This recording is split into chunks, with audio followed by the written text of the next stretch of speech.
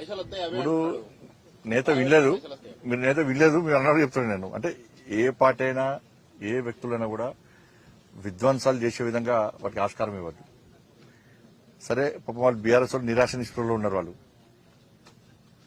ఏదేంది చేప ఒడ్డునవాడి కొట్టుకుంటూ చూసిన మాట కొట్టుకుంటారు. వాళ్ళు కబ్జాలు లేవు, వాళ్ళకు కమిషన్ లేవు,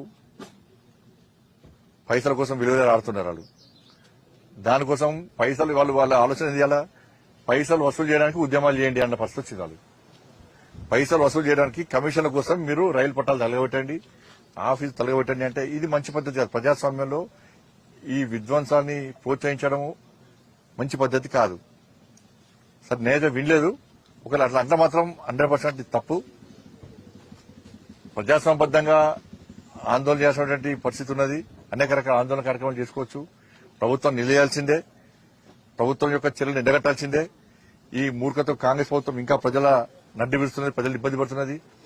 దానికి వ్యతిరేకంగా ప్రజాస్వామ్య పద్ధతిలో ఆందోళన చేయాలి తప్ప కాలబెట్టండి, తన్నండి, కొట్టండి అనేటువంటి వాతావరణం మంచిది కాదు.